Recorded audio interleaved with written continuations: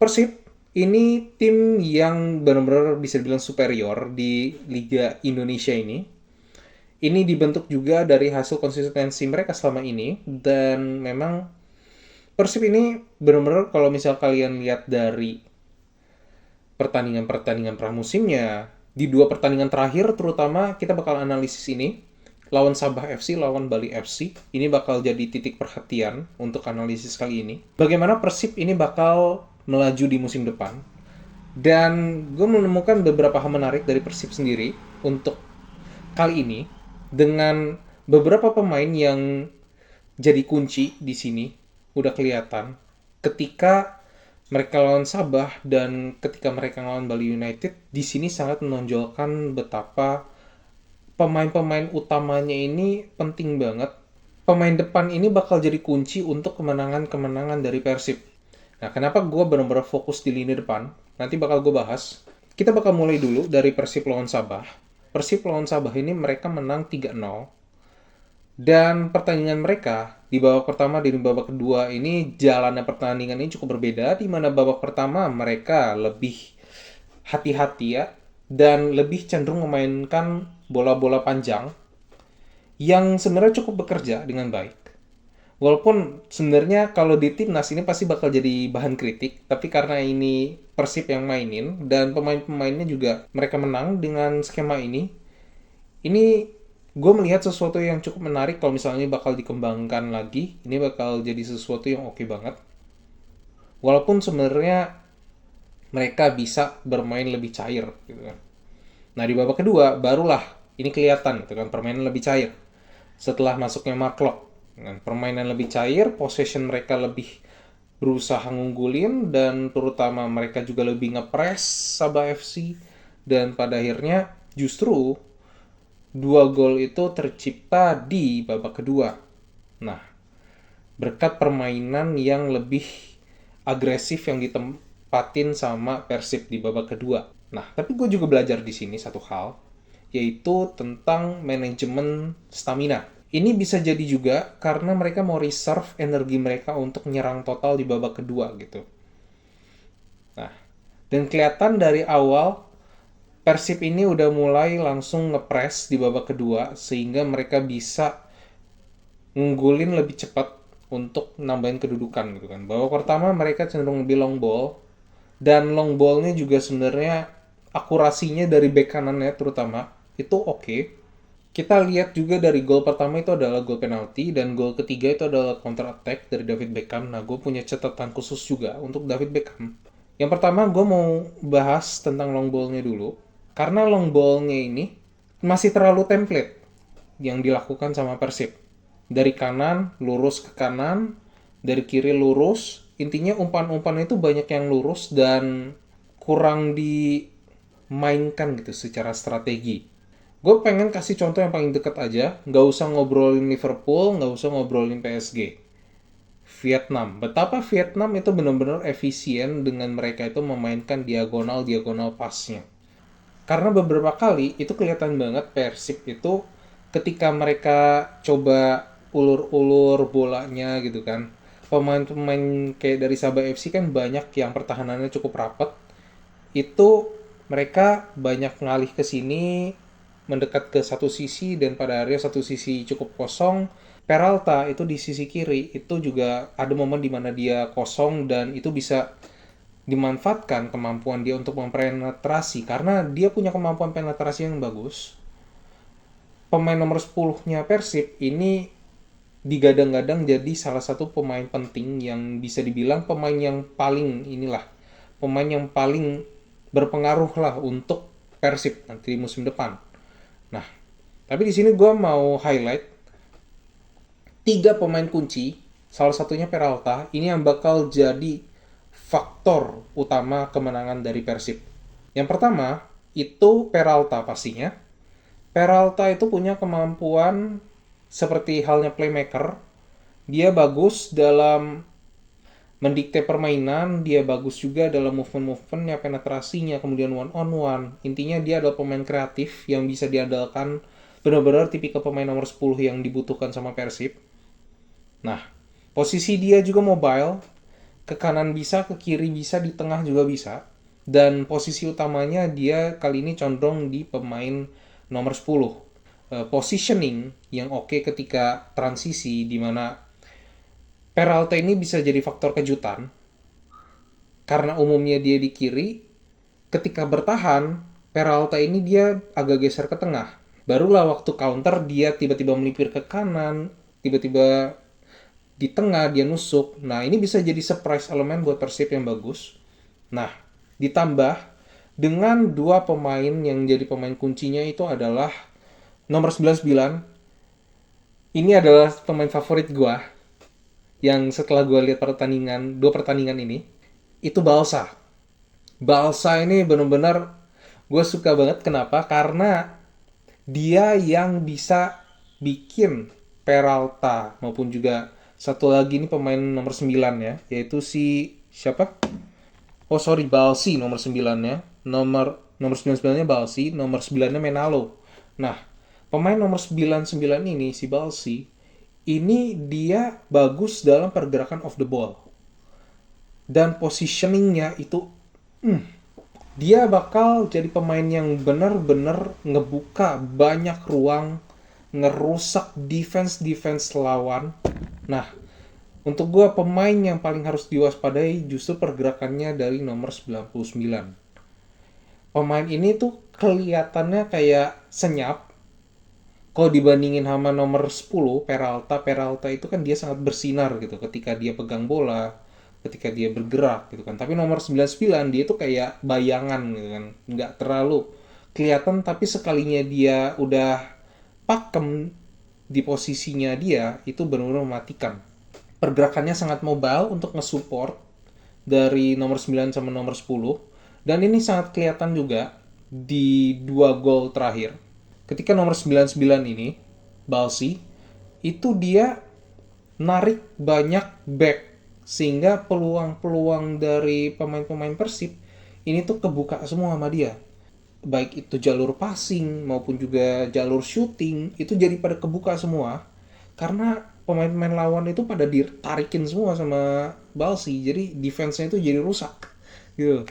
Nah, kemudian nomor 9 ini juga pemain yang penting karena nomor 9 ini dia juga bisa connect one on one, dan gua rasa secara ball keepingnya dia juga cukup bagus, cari ruang dan juga untuk pegang bola itu juga bisa jadi berbahaya untuk tim-tim lawan. Nah, jadi dengan kombinasi tiga ini ditambah pemain nomor 9 ini juga mobile, pemain yang mobile, dia bisa tuker-tukeran sama nomor 99 dan juga nomor 10, sehingga posisinya ini tuh benar-benar kayak dinamis banget untuk pemain-pemain seperti ini. Nah, terbukti dengan pertandingan selanjutnya lawan Bali, nggak ada tiga orang ini itu permainan benar-benar kayak lini serangnya Persib itu benar-benar kayak kaku gitu. Baru di babak kedua mereka masukin Peralta, mereka masukin Balsa, masukin Menalo, baru permainan jauh lebih fluid. Gua bukan di sini bukan mendiskreditkan pemain-pemain seperti Ragnar atau Beckham Putra ataupun juga William Barros. Gua punya catatan khusus untuk Beckham Putra. Nah, gua lebih prefer nempatin dia di tengah karena daripada di sayap. Kenapa? Dia condong skillnya oke, tapi kelemahan dia itu adalah dia nggak bisa kalau misalnya space-nya itu terlalu sempit. Dan gol-golnya terutama kreasi dia tuh baru shine the most ketika Persib itu udah unggul, baru dia masuk. Nah, barulah di situ jalan karena dia itu nggak terlalu dijaga. Nah, kayak kemarin lawan Sabah itu jadi gol. Nah, tapi kalau udah jadi starter, ketika dia harus ngadepin pressure yang lebih gitu kan dari pemain-pemain lawannya, nah dia cukup kesulitan di sini untuk one on one gitu kan, adu duel gitu kayak adu take-ons gitu. Itu agak kurang dari segi David Beckham Putra. Tapi passingnya ini extraordinary. Ini pribadi, dan balik lagi tapi at the end yang menentukan adalah pelatihnya dari Persib. David Beckham itu lebih cocok mainnya itu di tengah. tapi memang dengan dua penjaganya dia. Ibaratnya gue kalau misalnya ngibaratin dia itu kayak Andrea Pirlo. Karena kalau untuk dari speed, David Beckham itu bukan tipe pemain yang ngandelin speed. Dia cetak banyak gol itu karena dia punya banyak space. Nah, tapi ketika dia main di tengah, nah ini passing-passingnya ini bisa lebih diandalkan dan dia bisa nunjukin kreativitasnya dia yang lebih gitu kan. Terutama kalau misalnya dia mainnya lebih deep gitu kan, lebih dipakai untuk membangun serangan, gue rasa ini bisa jadi pemain yang mematikan seperti bagaimana Andrea Pirlo waktu itu disulap sama Carlo Ancelotti. Tapi balik lagi semua tergantung sama pelatihnya Persib dan Beckham putranya sendiri gitu kan. Karena ketika di tengah dia itu nggak terbatas gitu ketimbang dia di sayap. Kalau di sayap movementnya dia lebih terbatas dan gue ngeliat juga kayaknya dia cenderung agak statis nih kalau di sayap. Dan next ini William Barros. William Barros itu gue ngeliat dia punya fisik gede, tapi kayak gue ngeliat dia kayak kesulitan untuk bertarung gitu untuk lini depannya. Dia kurang cocok menurut gue untuk lini depan karena William Barros ini kayak kurang memberi nilai tambah gitu kan. Ditambah juga untuk winger, dia itu akselerasinya kurang dan ini juga kelihatan ketika dia juga jadi fullback. Kelihatan akselerasinya kurang jadi kayak suka bisa dikalahin kalau misalnya mau adu akselerasi gitu kan di sayap mau adu kencang gitu kan. Nah, William Barros ini bukan pemain yang oke. Karena apa? Menurut gue lebih karena badannya sih yang overweight juga. Tapi kelebihannya dia apa? Kelebihannya dia itu memang ada di defensive contribution satu. Yang kedua, dia itu memang kayaknya multi posisi dan dia bisa ngelihat celah. Kalau gue pikir posisi yang terbaik untuk William Barros justru bukan di samping, tapi ada di box to box. Nah, jadi fisiknya dia itu lebih bisa dipakai dan juga gue rasa dia akan bagus kalau misalnya dia bisa lebih nge-overwhelm dari area tengahnya dia. Sehingga lini tengahnya itu bisa lebih dikuasain gitu kan. Karena dia punya defense yang oke, punya stamina juga lumayan, bisa ngejar-ngejar pemain. Dan apa ya, gue ngelihat dia itu mungkin secara permainan ini ya, visinya juga lebih dapat gitu untuk dia ngelihat gitu peluang mana ketika dia oper ke sini, oh chance untuk bisa cetak gol lebih bagus. Kalau misalnya dia ke sini chance untuk dia menangin momennya itu lebih bagus seperti itu. Jadi box to box itu bisa banget jadi pilihan yang bisa dipertimbangkan untuk posisinya William Barros musim depan. Kalau nggak box to box, mau tetap di sayap, fullback. Itu jauh lebih better. Passing-passingnya dia juga lumayan, cukup oke. Nah, pemain-pemain ini tuh yang bener-bener kayak gue ngeliat, oh ini potensinya kira-kira seperti ini nih gitu ya. Yang paling bisa, untuk gue tuh paling menonjol gitu. Kalau sisanya yang lain, gue butuh waktu untuk nge-analisis mereka. Kemudian, match kedua itu ada lawan Bali United.